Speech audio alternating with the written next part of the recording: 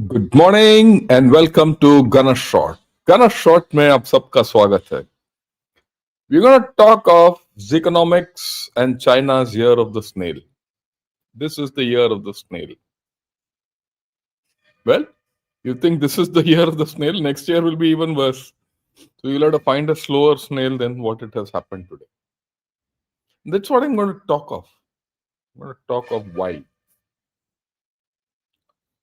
Just look at it. Just look at Xi Jinping's face and see where that snail is happily going along, right?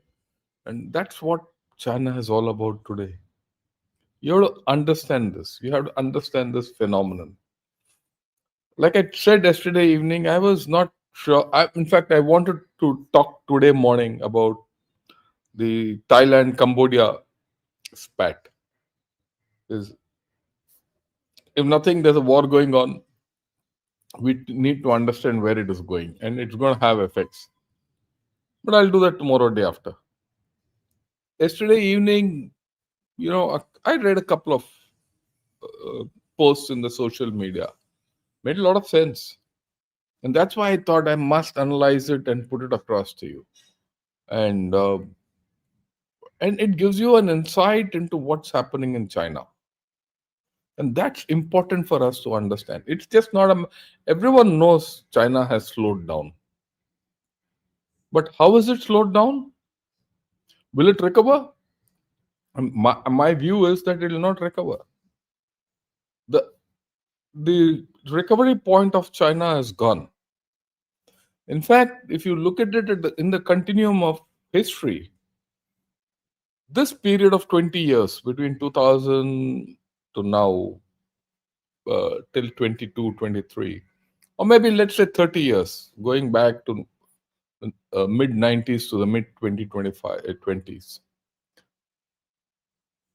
is an anomaly of its own kind, unnatural to China. That's gone. So what's going to happen further is a vastly different China going ahead. People might say, oh, it has developed, progressed, X, Y, Z. I don't think so. And I think personally, China is going to reverse from here on. It's going to regress. And this is what I've said. I've already said it's in recession. I spoke of the slow collapse of China 2 years back. Well, it's playing out. It's slow. That's why it's a snail. Does it have effect on us? Of course, it has an effect on us. It is sitting on oxygen or a land. We have to kick them out eventually, even if it takes a century.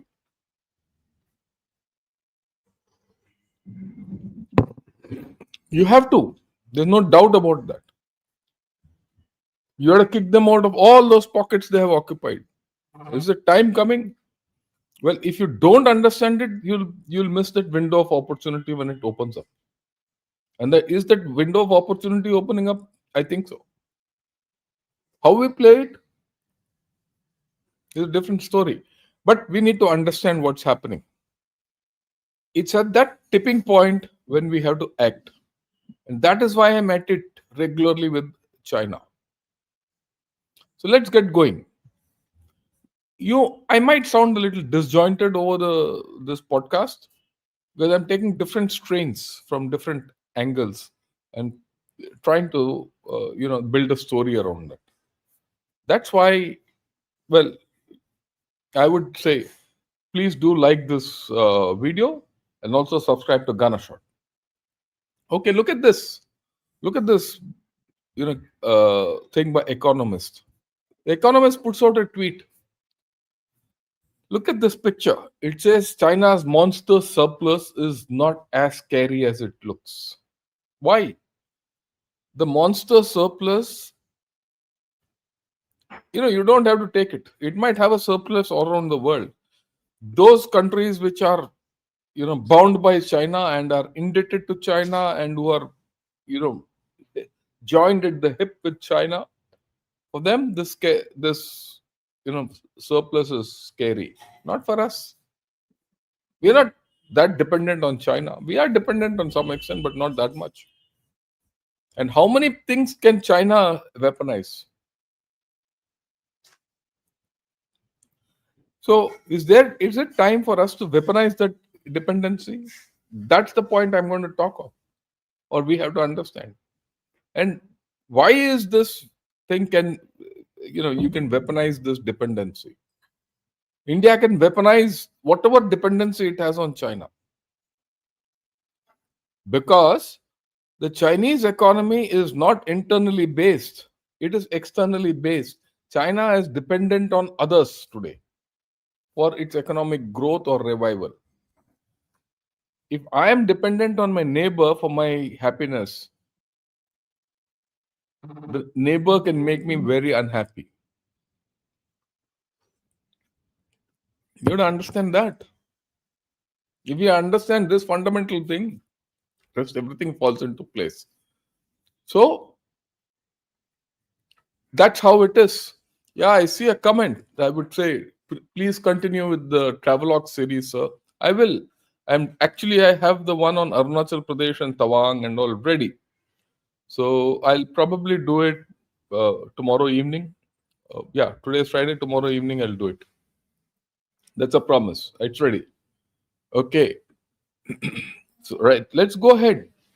I found this tweet by Michael Pettis, who himself has commented on another tweet by someone called Lizzie. He says, interesting post by Lizzie on recent Kishi article by Xi Jinping on the need to boost consumption. So when I saw this first line, my ears stood up. Why? Kishi is a virtually a inner circulatory magazine or a bi-monthly. It comes once in 2 months. It's a journal. It's a Communist Party journal, and they put out articles from that once in 2 months, and they are solely dedicated to Xi Jinping. It's as if God's gospel. An article comes in that you have to read it carefully. And off late, they've started putting it in open public. Earlier, it used to be only in Mandarin and Chinese, and one couldn't get hold of it. Now you can, but articles in that come, which is in open circulation, is something different. What is in Mandarin is something different, like China. What is outside is different. What is inside is different. So he says of in Quishi, Xi Jinping has spoken about how to boost consumption and the need to boost consumption. In fact, need and the how. So I went into details. I went into the details of this post, and that's what uh, Lizzie talks of. What is here in Mandarin is what Xi Jinping says. Now, Lizzie says even stronger political signaling from Xi Jinping on the urgency of fixing China's consumption. So very strong. Plus consumption plus domestic demand shortfall problem. Xi Jinping is seized with it. In a new Qiushi article published today, that was yesterday's testing, it's right, titled Expanding Domestic Demand is a Strategic Choice. This is funny. Expanding domestic demand is a strategic choice. I think expanding domestic demand is a strategic compulsion in China. Yet they have framed it as a strategic choice. It's their choice. Choice is different from compulsion. Okay. Z elevates weak domestic demand to a core issue of economic stability and security. Right? Making clear that the pivot towards domestic demand is no longer optional. Very important. Okay. The piece is very direct in identifying insufficient domestic demand as the most pressing problem facing the economy and calls for moving faster to close the consumption gap so that domestic demand can become the main engine and anchor of growth. So far, so good. This is their thinking now, thus, after so many years. Okay. Then Z argues that the real advantage of a big economy like China lies in its ability in domestic circulation, stressing the stronger domestic demand does not contradict opening up, but instead strengthens China's global position and global competition. All this is fine. It's logic. If I can do domestic demand and still export, I am on top. And this is what dual circulation was all about 3 years back. But it failed. The dual circulation failed. At that point of time, when exports were being curbed, he said, I'm going to do dual circulation during the COVID time, and it failed. So I'll talk of why it failed also. Okay. It failed because people refused to consume. And mind you, people refused to consume at a time when China was at its peak, 2019-20. And today, it's the other way around, right? And he's talking of not dual circulation the way he spoke then, but he's talking of pivoting towards domestic demand. And then he says the article puts particular weight on consumption, emphasizing that boosting demand ultimately depends on employment, social security, redistribution, especially expanding the middle income group so households can spend and feel secure enough to do so. Fantastic. This is logic, isn't it? Okay, now let's see what further. Z calls for more disciplined investment, prioritizing new infrastructure, high tech manufacturing, strategic emerging industries, reviving private investment, etc. Here it comes.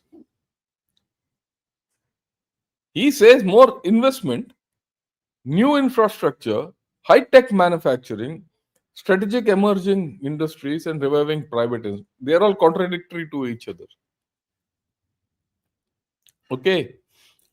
It argues that higher quality, more self reliant supply must not only meet existing demand but also create new demand, etc. So, as per Lizzie, it says so the near term policy levers are likely to be on the supply side, not on the demand side. They identify the problem as demand and they're strengthening the supply side. That's the contradiction. Now, I put what Xi Jinping has written actually. The most fundamental way to expand consumption is to promote employment, improve social security, optimize the income distribution structure, expand the middle income group, and solidly promote common prosperity.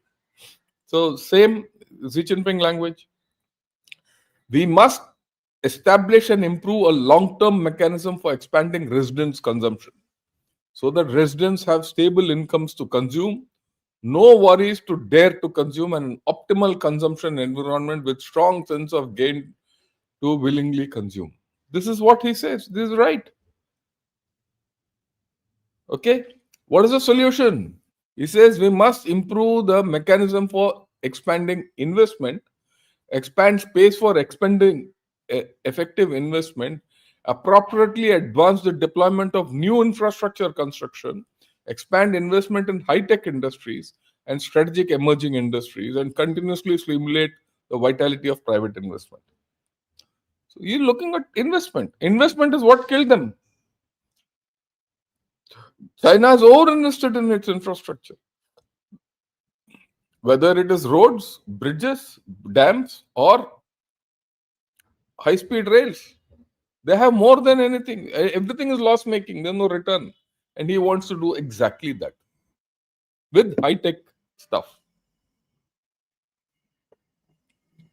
Let me explain the fundamental thing. Okay, let me see. I'll go back to what Michael Pittis had to say about this, and then I'll explain to you the problem of this consumption.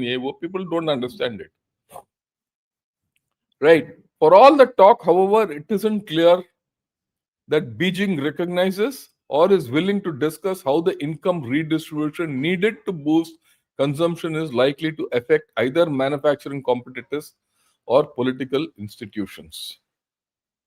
See, if you want to boost consumption or revive consumption, people need to have money to spend.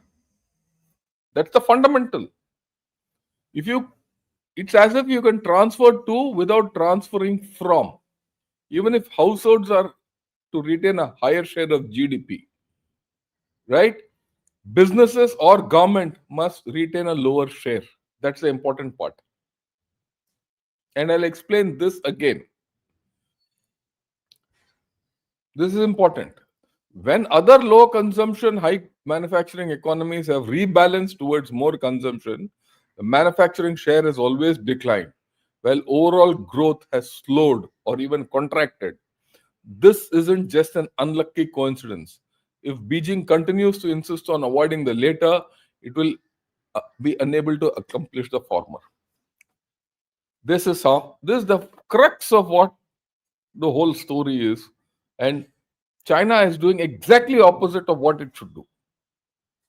I mean, I'm not saying they're doing wrong here. They're prisoners of their own story. And why Michael Pettis? Because I think his understanding of China is fantastic. Okay, look at it this way. I need money to spend. If I don't have money to spend, I'll not spend. As simple as that. So where do I get money from? I get money from my job. So my job has to pay me enough money, right? The money I get, I have to save. I have to also spend. So my saving was hitherto for in flats. That's gone. So I need an alternate mechanism to save. Is that there in China? It's not there. Today, the alternate mechanism to save is in bonds. What are the bonds doing? Bonds and banks. Bonds and banks. Banks also lend to the government, and bonds also are government bonds, local government, whatever it is. Or those bonds subsidize who? Manufacturing. What does the manufacturer do? He lives on the subsidy and sells items at below price. So the cheap, it becomes cheap. When it becomes cheap, there's no profit. You go out, you can sell as much as you want, you're not getting profit. Why? Because you want to export your way out. So, what is the alternative to this story? You have to withdraw those subsidies. If you withdraw the subsidies, then the manufacturing will become competitive. The involution which we talk of today is between people who are fighting with each other to reduce prices and capture the market. If the subsidy is taken out, then people will capture the market through quality, through better pricing. The pricing competition will be there still, but it will be through quality. And if they can't, they'll collapse and go. There'll be a collapse. There will be a collapse if you want to incentivize consumption. But those who survive that will create jobs, will create a higher economy. Now, how do you incentivize that? Instead of giving subsidy to people, is subsidy to government, give subsidy to people, direct subsidy to people, put money in the hands of the people. Then people will buy what they want. People have to be this thing of tomorrow I'll be safe. That Xi Jinping has to bear a political cost, and they have to break that subsidy circle of death. And people should say, okay, if I put money in the bank, I can be able to take it out when I want. The property market will not revive because already China has more property than it needs. The next generation also. And the social condition of China is that people are contracting. So whatever property they have is something which they don't need. So that market is not going to revive. Infrastructure, they've gone so far ahead, they can't revive. I mean, they don't need it. Building more infrastructure like dams, yeah, what and all has got no value. So the Chinese are in a trap. The only way to get out of the trap is to reduce manufacturing. If they reduce manufacturing, their GDP craters. And that is why you see this fellow Xi Jinping, he talks demand, consumption, everything, but he's doing investment and manufacturing. If you're doing the same thing again and again, you're reinforcing failure. And China is in the path of doing reinforcing failure. Both that Lizzie and Michael Pettis have actually said so. Right? So he says this isn't a unlucky coincidence. If Beijing continues to insist on avoiding the latter, it will continue to be unable to accomplish the former. Former is consumption. You have to reduce manufacturing. You have to make manufacturing more competitive. It is not competitive on subsidies. It is competitive without subsidies, on qualitative competition. Then the prices in China will go up. If the prices go up, then the profit margins of companies will go up. If the profit margin of companies go up, they have an incentive to expand. If they have an incentive to expand, they'll create jobs. If right, and once jobs are created, people will,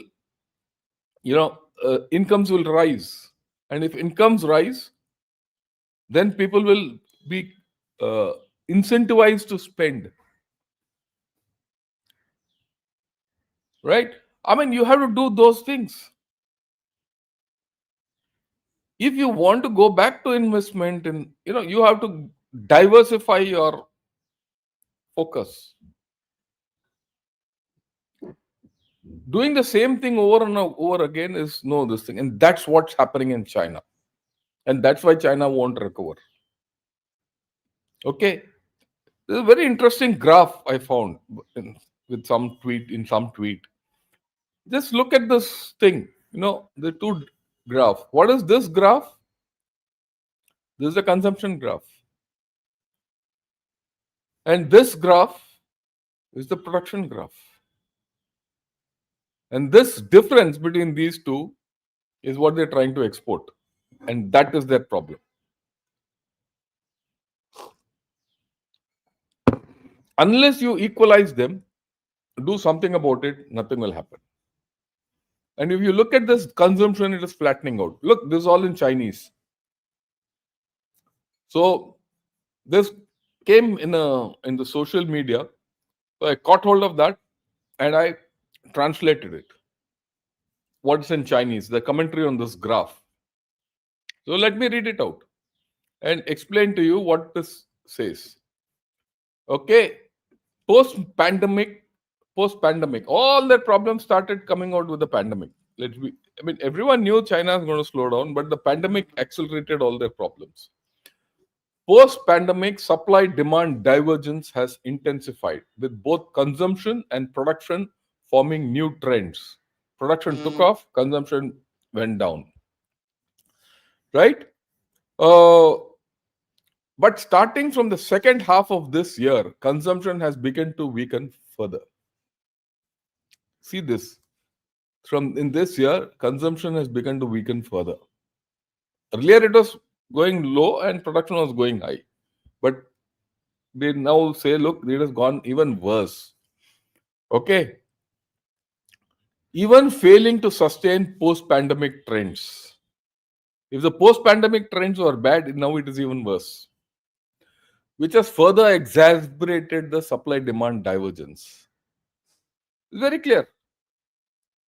The Central Economic Work Conference has also taken note of this issue, stating in its assessment of current economic problems, the domestic contraction of strong supply and weak demand is prominent. They know the problem and they've been trying to solve it for the past 10 years or even more. Okay, they're not fools, but they are prisoners of their politics. They are prisoners of the Communist Party politics. Yeah. has also taken, stating in its assessment of current economic problems, the domestic contradiction of strong supply and weak demand is prominent. This places greater emphasis on the supply demand contradiction compared to before, rather than solely highlighting insufficient demand. They know that the supply is more than the demand. How to elevate the supply demand contradiction? Answer: more vigorous stimulus for consumption, that is stimulating demand, plus more vigorous measures against involution. If you want more vigorous measures against involution, you have to cut down subsidies. Okay? And overcapacity. That is suppressing supply. That's what they themselves are talking of. However, However, the central economic work conference policies on these two fronts appear relatively conservative. The tone for consumption policy seems more conservative than last year. Okay? While it doesn't anticipate a rollback, even if there's an increase in effort, it will be very limited and hardly qualifies for more vigorous. So they recognize the problem, but somehow they're not able, they won't do it because there are political implications. Okay? In contrast, the tone for investment policies is more urgent, calling for halting the decline and achieving stability and specifying particular directions. But this will inevitably constrain the space for measures against involution and overcapacity governance. I mean, it's very funny. That's the thing. In my earlier preview of economic conference, I pointed out that measures against involution and overcapacity governments have cooled. Their measures against involution have cooled actually, where they should be increasing. As expected, and next year they're likely to maintain this moderate intensity with perhaps a slight uptick, but nothing approaching more vigorous. Therefore, with consumption stimulus policy leaning conservative on one hand, and measures against involution and overcapacity governance leaning conservative on the other, the supply demand contradiction is unlikely to see a significant improvement in the next year. So this graph will continue. Whereas this graph has to converge and go along the median. Okay, this will expand. This is from a different source altogether. That was a different source. This is a different source. Both are talking the same language. And why? Because Kyushi talks the same language. Xi Jinping is talking the same language. So those of us who think that China is going to recover, it's a matter of time, and all that, don't fall for the official commentary. Also, there is a set of people who, in India and internationally, want all of us to believe that China is recovering because their skin is in the game. They have made huge investments there. If those investments fail, they fail. Those countries fail. So their narratives are coming out that China will recover. And all of them, today the global narrative is external to China. What is happening externally? What is happening internally? People just say, oh, it's happening, but it'll get. But their fundamental problems are not going to change. And we'll talk of that also. Okay? Look at this. This is from FT, and the source is National Bureau of Statistics of China. Okay? And if you see this, have a look. Retail sales have gone down. They've just going down over the year. This is from February 2024, last year. So now they've gone down. They've gone up in between, and then they're going down. And now November is very bad. Look at fixed asset investment. It's cratering, and I spoke of it yesterday. Okay, industrial production is going down. That's the worrying part. Even the industrial production is going down. And property investment, though, it has taken a new story. There's a different cratering happening in the property investment. And this is not recovery. It is complete collapse. If property was a problem earlier, see, property was a problem when this Evergrande kind of collapse happened. Then they did some stabilization. Now the effect of the population is catching on. See, as population reduces, as your ability to this thing goes, that's why you're talking of 2.4 million foreclosures of home loans. What will people do with 2.4 million flats which you have foreclosed on? The Vanke collapse is very significant because Vanke was government supported and they were not over leveraged. But yet, today, they are on the verge of a default. If that goes, you're in a tailspin and you'll see a new problem coming in China. They can't export their way out. Okay. Now Michael Pettis, someone else commented that they're going to recover property. What Michael Pettis says, he talks sense. Okay. And he's very scathing in this reply. You have to understand, I'll read it out. Okay. I don't think our disagreement is so much on Minsky as it is on the economic facts on the ground in China. So he's talking of economic facts on ground. The property market in China isn't stabilizing, as you claim, but rather weakening at an accelerating pace. Inflation under 1% isn't a sign of stability. Inflation under 1% is a sign of deflation. And this is happening after faking and everything, their inflation is under 1%. Actually, it is deflating, and it is deflating now for the past 2 years. It is actually under 0%. That's what he himself talked. And it is seen in China as a concrete expression of weak domestic demand internally and something that needs urgently to be reversed. It's rather silly to think that lower inflation in the US and Europe is a good thing. If lower inflation in US and Europe is a good thing, it must automatically be a good thing even in an economy suffering deflation and weak demand. So yesterday and day before, I've been saying this is an economy in recession. I'm calling it out again. It's in recession. It's not just weak demand or deflation anymore. And the GDP is fake. Okay? Is a suffering. Your claim that domestic demand is steadily rising, boosted by expanding public sector work, is total nonsense. Consumption growth continues to decline, and investment growth has declined so rapidly that it has been actually negative in the last 3 months and negative for the year overall. Beijing's work conference last week made clear the decline in demand has made reviving investment a greater priority than ever.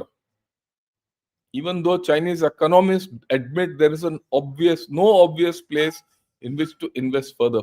That's the problem with China. They don't know where to invest. There's no place to invest. Okay, invest is infrastructure. They don't need any more infrastructure. I don't play down the world-class infrastructure as you foolishly claim. On the contrary, I point out that China has by far the best infrastructure in the world, is far more likely to be evidence of overspending on infrastructure as evidence of underspending. If you are going to argue about the Chinese, you really have to get some understanding of the debate within China and at least some of the data correct.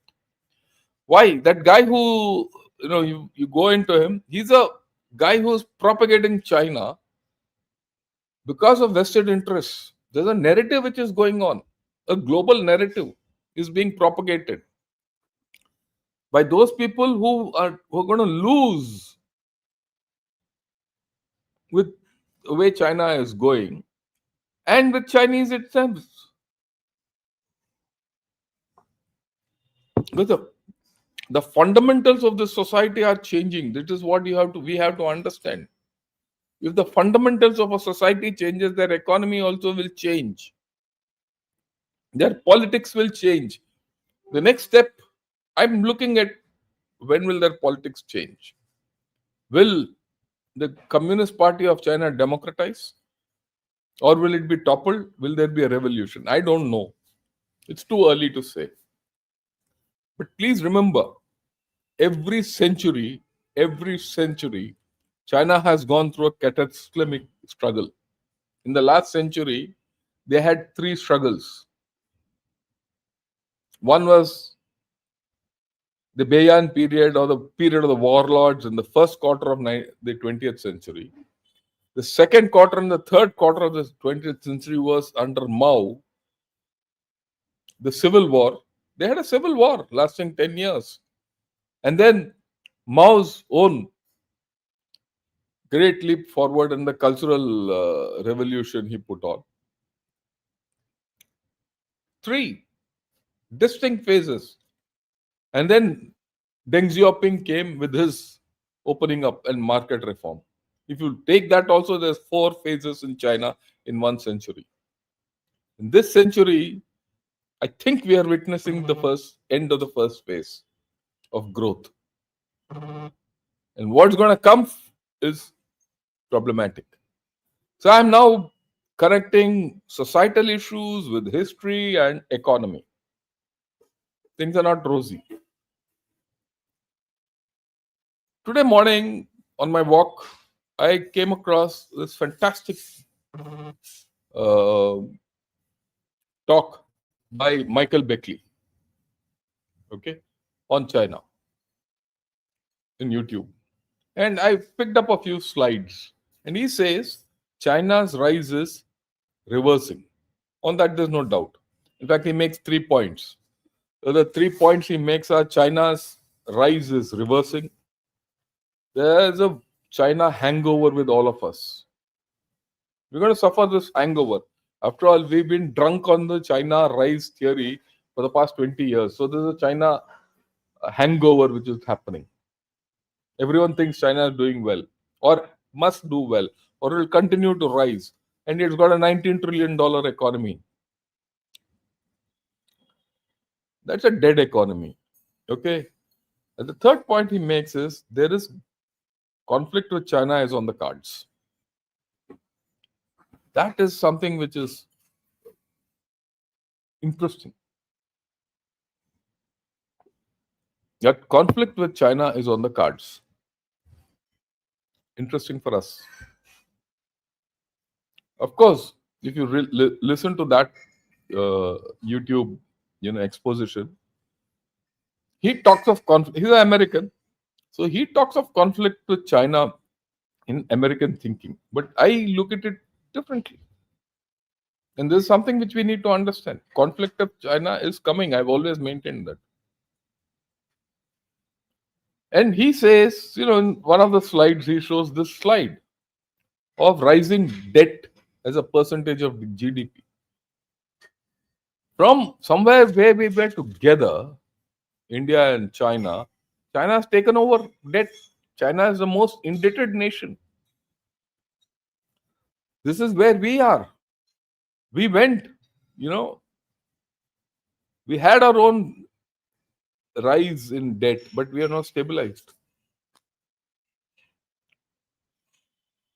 Says from being a normal nation with normal levels of debt like India, we are there. It's gone up. So if you want accelerated growth, you have to go be contented with accelerated debt. And as this debt trap keeps going up, your ability to for the supply demand means end goes off. That is why China is caught in its own trap now.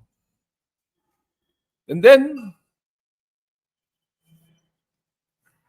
2 years back, 3 years back, 2021, around COVID, everyone said China is going to take over the overtake the GDP of USA. It was Japan who called it out first in an article. I still remember doing a podcast on that. Today, it is different. This is China's GDP relative to the US in percentage. It's going down. And this gap is widening between USA and China. Look, I'm not talking of USA. You can have an argument about USA separately. That US economy is going to collapse and debt, yeah, all that. That is a different story. But I'm not my analysis of China. And I'm very sure if you put India's graph on this, okay, it might be somewhere here. It might be, you know, but you'll see slowly and steadily the gap will close. And you'll see that the fundamental strength of the Indian economy and in the Indian system is far better than the Chinese. And that is where the conflict starts. That's why I showed this. And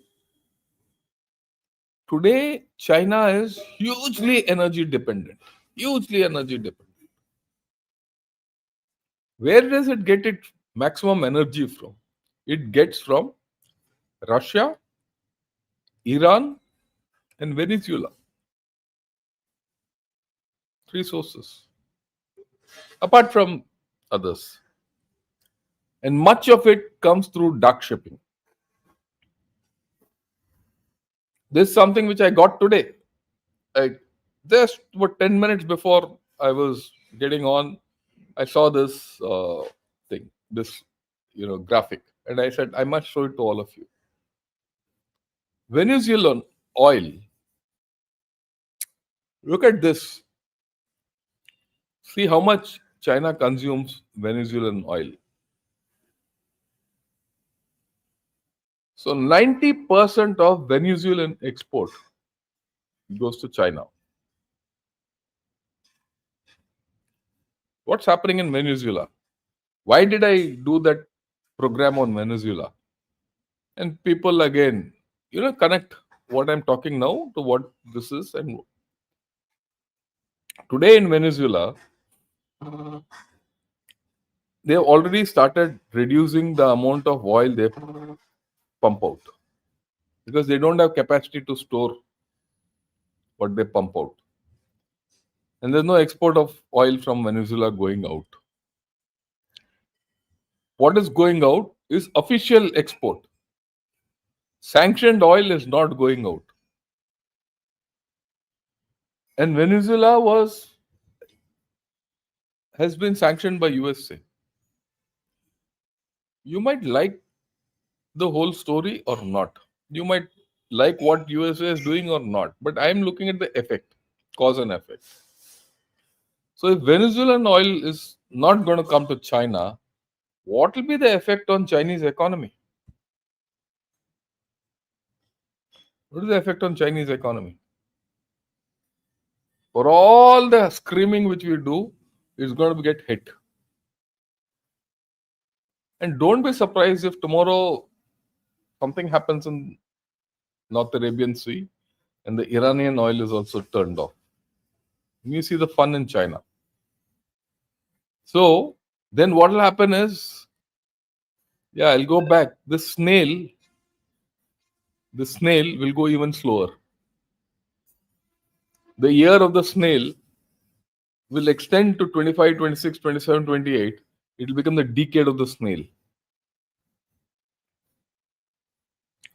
That's what I wanted to put across to all of you today. See, as okay. Now let's look at a few factors why China will never recover. One, of course, is economics. On that, we should not have any doubts left.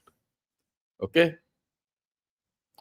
Don't have doubts on that. But let me put a few factors why, due to which China will not recover at all. The first is their demography. Their demography before, say, in the first quarter of this century, they had a positive demography. I mean, you can talk of other things, but the fact is they had a huge working population. And this working population didn't have aged people to support. And with the introduction of the one child policy, they didn't have any children to support also. As so, this population was free to work and produce. That population has aged today, and there is no one to replace their one single child. So, the working population of tomorrow is a burdened population. If I put it in numbers, earlier they had 15 workers who had to support one aged guy. Going forward, and this is not happening. That's why I keep saying 2030. You'll see the effect of all this by 2030. I'm putting a timeline on it. Maybe 1 year here and there, but that's it. They're going to have two guys working for one man.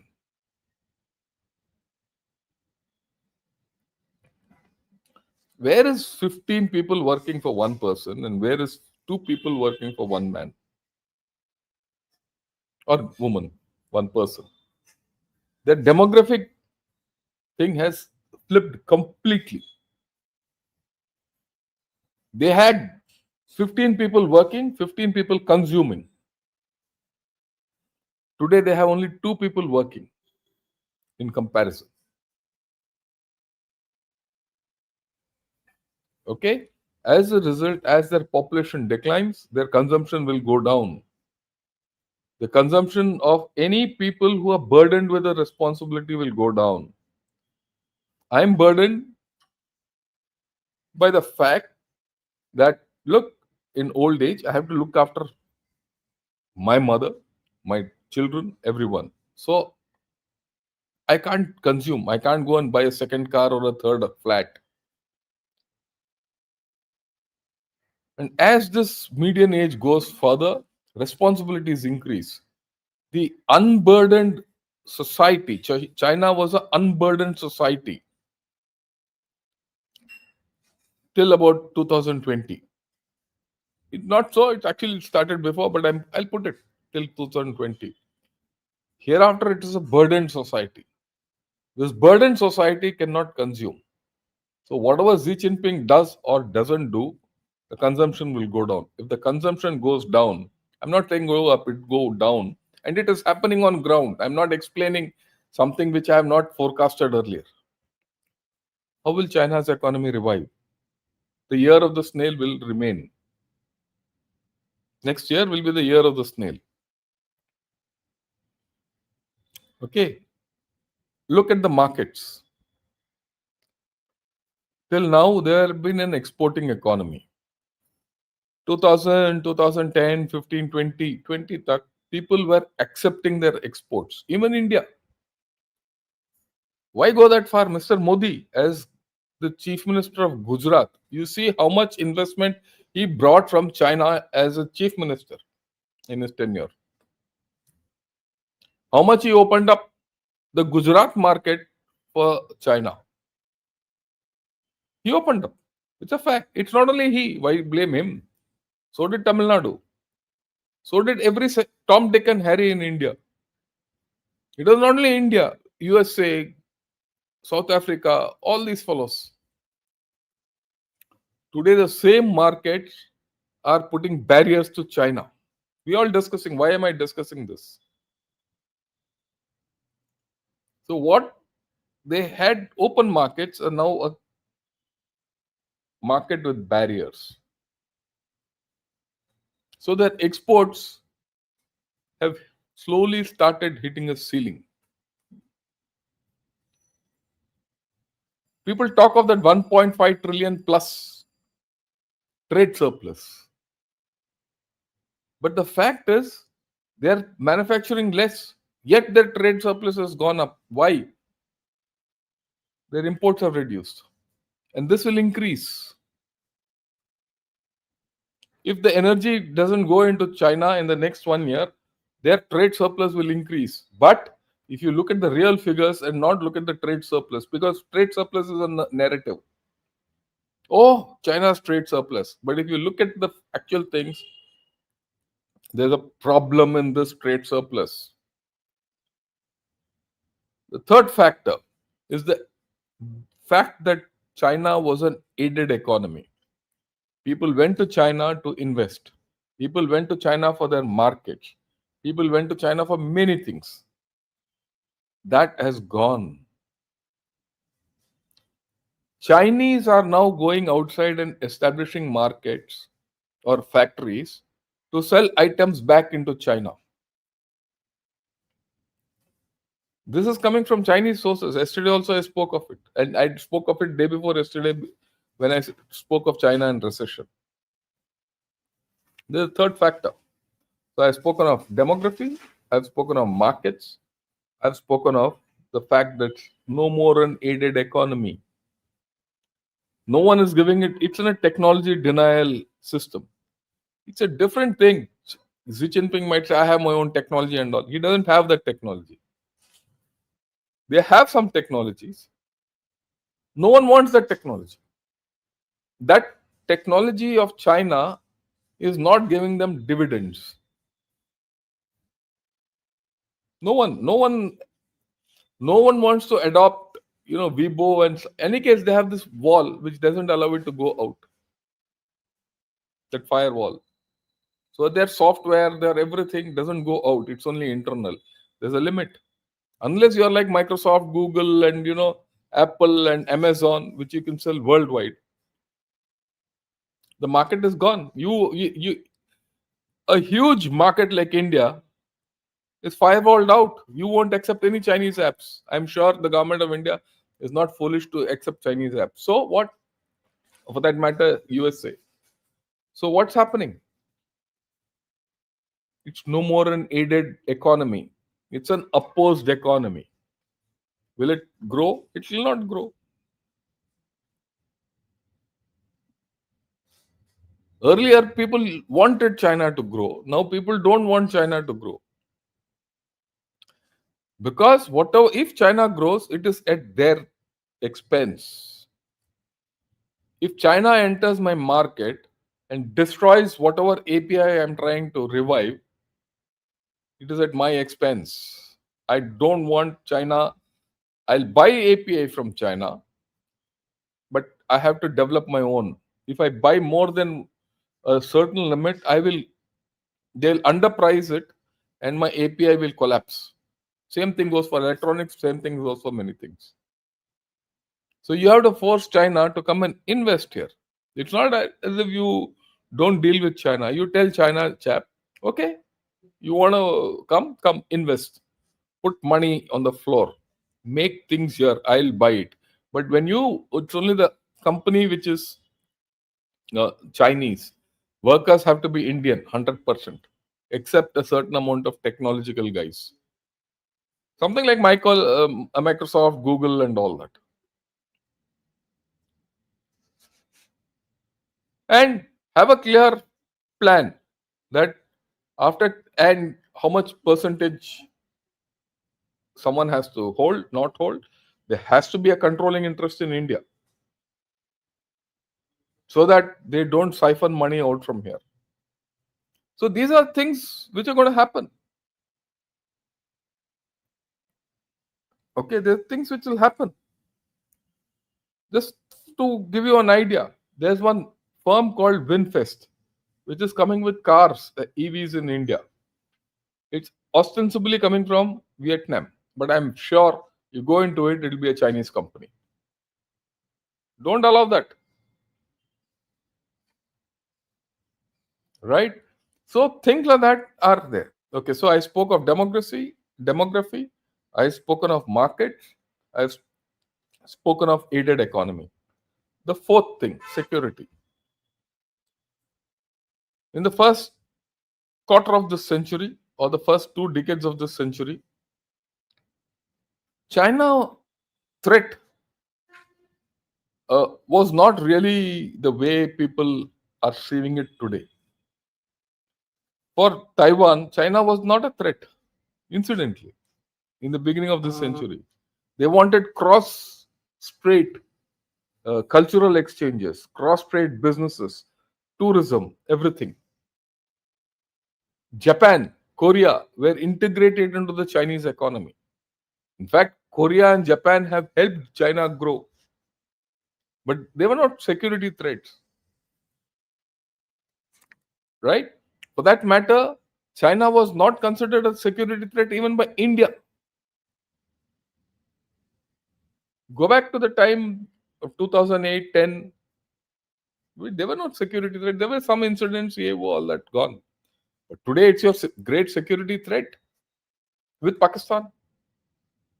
So the security scenario for China itself has changed. Where they didn't have any troops along the Indian border, today they have troops along the Indian border. And that's a permanent commitment. They can't get out of it. And increasingly, they are realizing that India has now rebalanced. We are facing them toe to toe, nose to nose, head to head. They are fixed. That's a huge border to get fixed on. They got into a problem in Philippines. They had a problem with Japan now. So their security environment is deteriorating. This is the fourth point. From a positive security environment where they were feared all around and they were very clear about how to handle things, today they are in a negative security environment. In a negative security environment, you cannot grow. You can't grow because a lot of people will say, why should I deal with this fellow? And that's already happening. In this second half of this decade, you'll see this happening. Okay. And I'm the fifth point I'm going to make is on resources. China is a country which till 2010 was self-sufficient in resources, except energy. Today it is not so. That self-sufficiency in resources has gone. It's not self-sufficient in water. That's why it wants to take water from Brahmaputra and Lake Baikal. They have a plan, long-term plan in Brahmaputra and the dam and all this water diversion. Because they don't have water. Fresh water in China is useless. Forget being potable, it can't be used for industry also. It's so polluted. And of course, the issue of uh, um, you know natural disasters. So both these things put together, that water as a resource, they are in the negative side. Oil, as they have grown, their requirement of oil has increased, and their sources have decreased. You see what's happening with Venezuela? I showed you. Okay, I showed that. Now, if Venezuela is closed, see the effect on China. I did mention when I spoke on Venezuela that US intent is to kick China out of Latin America, and they're doing it. It will happen. When that happens, what happens to China? What about food? Today, China is a food insecure nation. It's the biggest importer of food in the world. Okay? It's changed. What about minerals? You leave rare earths out. It needs minerals from outside. So if you look at it from being self-sufficient, they've gone over, in terms of resources, they're dependent on resources. These 5 points are very critical from being positive to net negative. That is why this year of the snail. And the only way they can get out of this is consumption and people. And they're not able to do it. Okay? They can't do it. if the Chinese people have to pull this country out of the problems, and the Chinese politics will not allow them to pull them out of the problems. I hope you understood what I've said. Uh, I'll take some questions now. But before that, if you like this video, press the like button and the thumbs up button. Also, do subscribe to Gunner Shot. Press that bell icon and join me as a member. I've done 3, 4, uh, videos on China with a purpose, because China is giving out this huge amount of there's a churn in China, let's put it, and the churn in China is being felt outside. That is why I'm talking on China today. I've spoken largely without slides and all that, only certain amount of factual things what others have said I've put. But we have to understand this. Understanding this is important for us, not because we're going to fight with China, because China, as it reverses and as India grows, there is going to be friction. How this friction will manifest, whether it will manifest on Himalayas, whether it will manifest on Pakistan, whether it will manifest in the Indian Ocean, whether it will manifest in outside countries, is something which we have to start thinking of. And we have to change our outlooks. Right? With this, I'll take on a few questions. Yeah, please continue the trial walk. I'll do that tomorrow evening. Right. Akash, good evening. And also Jai from Bangalore, Sai Auto Vision from Bangalore. Akash, morning. Looking great and sharp as ever, sir. Thanks a lot. I'd like to thank Umar Raghavan for joining me back as a member. I think you were a member earlier, if I'm not mistaken. Great to have you back. Otherwise, also great. Then Ladybird Haru, good morning. Sir, Chinese media Russia की eastern side territory को claim कर रहा है. Yes, I've done a program on that. Trans Manchuria. I'll do it again. What are the areas? Everything. Some one of these days. Right. Please some Air Force history as well, sir. Yeah, I'll do that. We'll talk of it. We'll talk. I'll get Diptendu Chaudhary one of these days. Like I said, this week I have not called anyone because I wanted to revive myself and get into the swing of thinking, because last week I was off with the ramjet and all that. The test. I was sitting in Pokhran for 4 days. Okay. Dorong ko beach mein. And then I went to Devlali to meet all my friends. That's how it is. Yeah, that today everything has changed. People often forget that la- Rajasthan alone is larger than 80% of European countries and half the size of entire Middle East. So development will naturally, there's no doubt. So we are unable to promote local crackers against Chinese, which is a one-time buy in a year. How are we able to take advantage? No, don't go, don't be under any mistaken thing that we are not able to promote. What is happening in Sivakasi is something you have to go there and see. I've been to Sivakasi, incidentally. We are promoting, and this is an effort which I'm doing very consciously, that reduce cracker factories and convert the expertise of these cracker factories into space and defense, because the basic chemistry of propulsion and warheads and all is there. They have the capability, so we are trying to convert that. As a result, your cracker thing is going down. It's good. Incidentally, it's good. Can we have a war game regarding chicken neck in the east? There's no need. Yeah. Okay, let me tell you. And I keep telling this. In '99, 2000. In 2000, I was doing the high command course, and in high command course we have a war game on PLA. I was made the PLA commander, and I was given 30 divisions, and said invade India. Okay, invade India. That was my one thing. Invade India and grab maximum territory. All that.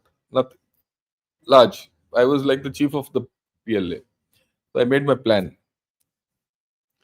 with my team. And then by then I had 4 tenures in the east, so I knew the terrain well, everything. I tried my best. I couldn't capture the chicken snake. I couldn't. And things can't change. And mind you, all of us who did this plan later became GOCs of divisions, corps commanders, DGRT like me, and high appointments. We all retired now, old people. We knew our plan well, but we couldn't get hold of the chicken snake. We couldn't get hold of it. So don't worry. Okay. I hope I've answered this question of mine. Yours. But I'll one of these days I'll explain it to you. Aren't these common lines every politician speak? Yeah, that's it. That's how it is. The CPC, or the Communist Party of China, is a political animal. You have to understand. I keep telling everyone that if you understand the politics of China, the rest everything is falls in place. The politics of China today will not allow it to grow. Good morning, sir. Bangladesh is in total chaos. Yeah, let's see how it goes. Maybe tomorrow or maybe day after, I'll talk of Bangladesh.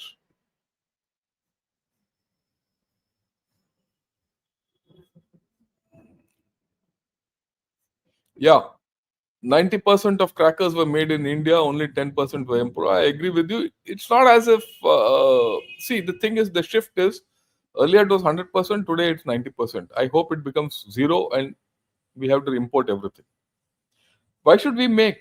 And that capacity is something which you can divert to others. And there's a whole lot of export also going out from Sivakasi. You have to go to Sivakasi to understand it. I've been there. I have connected with them through IIT.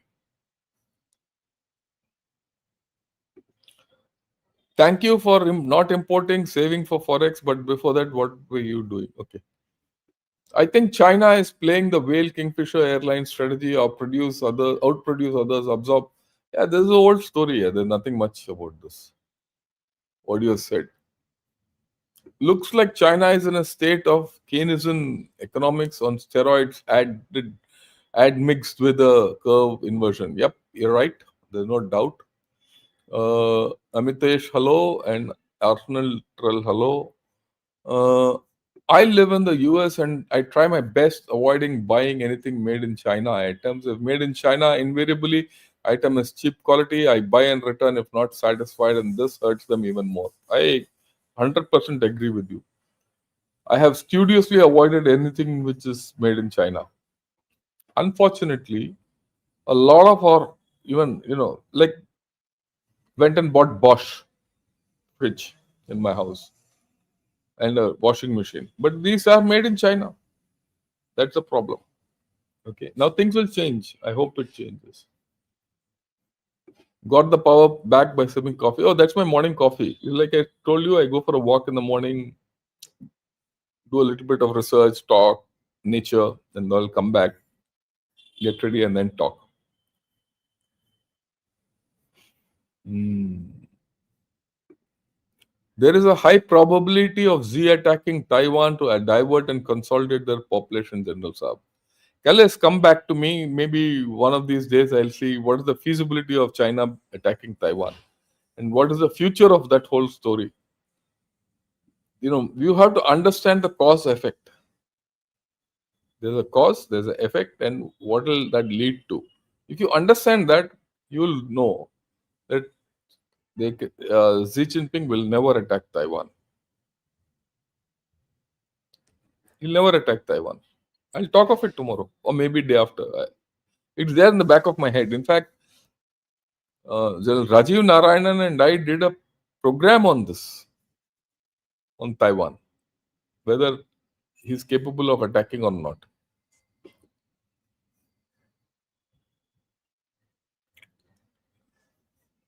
Yeah, Modi government allowed 100% FDI in insurance sector. Modi government surrendered.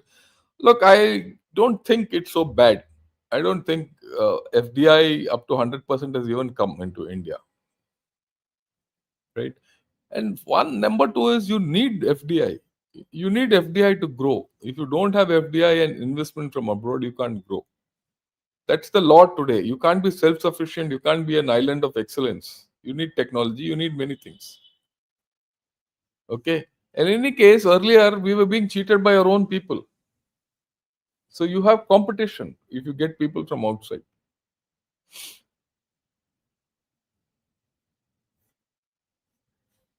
Why is our theaterization taking so long? We'll talk of it separately. Hmm. I think China is inherently in unstable equilibrium and can only be governed with an iron fist. No, China is not inherently in a state of unstable equilibrium. China has this history of being so. China, if you go back into the history of China, every time there's a regime change, there has been strife. Regime change in China is based on strife. Empires have come and gone based on strife, and that strife invariably started in the olden days because of famines and floods. Today it's a little different, but it'll happen.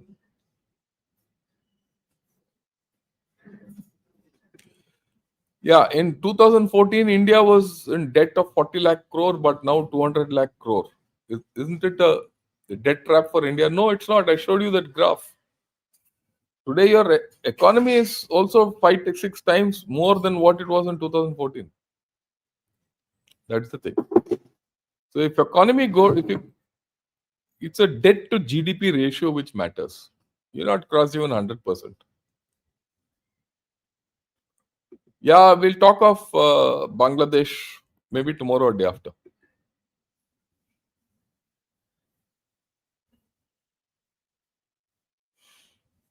Yeah, I read CPC selling off local soybean produce so that it can fulfill commitment made to US. Possible. It's possible. Whatever this thing. You know what China does, one doesn't know. PRC will buy more oil from Russia, I guess. No, they won't. They're scared because tomorrow, then, if Russia turns off the tap, they're finished. There are other issues. Just don't think that one thing opens and you go running to the other side. No.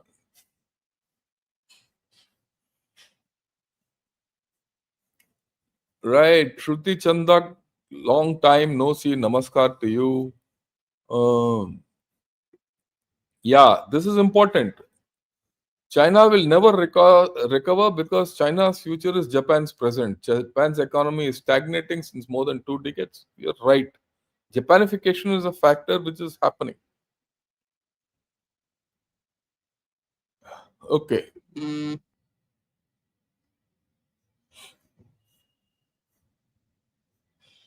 Depopulation through inflation is the new frontier. I don't think so. I don't think that will happen. Depopulation is happening otherwise. I have friends in China. They will focus on high-end tech like semiconductors, power electronics, while outsourcing low-end to BRI countries. Chinese are already working. It will not work. It will not work. The numbers don't add. Numbers don't add. BRI people don't have the capability of doing all this. They will not outsource. They cannot outsource. No one is in. See, the trust factor is not there in China. That's the thing. And BRI countries can't. Okay, even if you produce them in BRI countries, where will you consume it?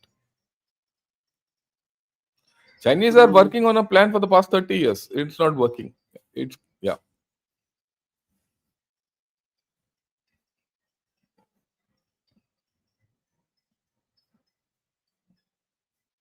India can't afford to remain a mediocre country anymore. We are not a mediocre country.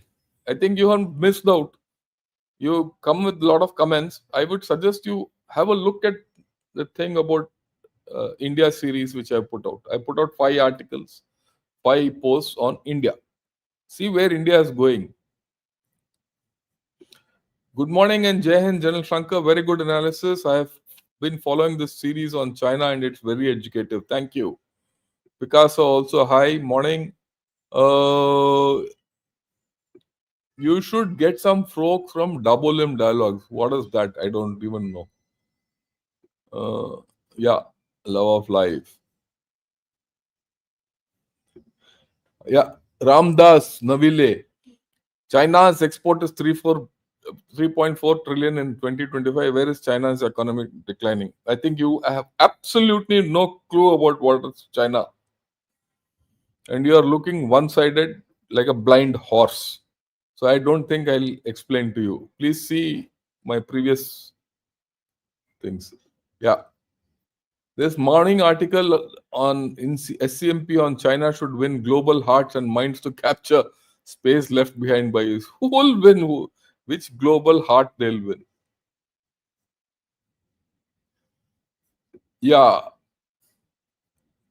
Prashant Dhawan sir and Subramaniam Swami said to me that China weakness, no China weaknesses of China. A person need to know Mandarin. Are you agree with it? I don't agree with it.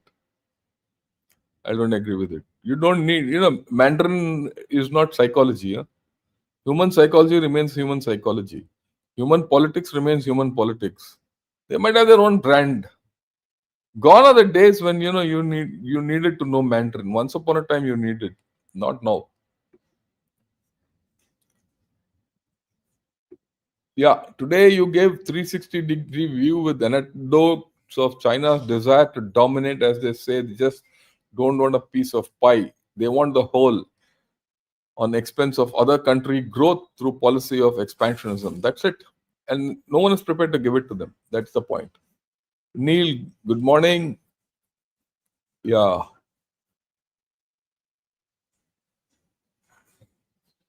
Yeah. Long ago, on a presentation on Gunnershot, you explained to us that China will never attack Taiwan because geographically, military impossible. Yeah, Jai Hind. I'll repeat it because a lot of people still have doubts. I'll repeat it. Um, so, kindly bring Major General Rajiv Narayan for analysis. He's a Bangladesh society economist. I'll do that because he spent a year in Bangladesh. I know it well. Yeah, what will India do if China invades Taiwan? Will say go, keep invading, and then you'll finish off. You have to understand that. Let me talk about that a little later, sometime. Whether Taiwan will be invaded by China. China will never invade Taiwan. That will be the end of China. Okay, I'm done for the day. We'll talk in the evening. I'm sure Sanjay Dixit will come up with something. Uh, because today is Friday, normally I do the Jaipur dialogues. Uh, if that is not there, I'll speak on Arunachal Pradesh, one of the two. Instead of tomorrow, I'll speak today. Okay, with this, thanks a lot. Thanks for joining. Have a great day and Jai Hind to all of you.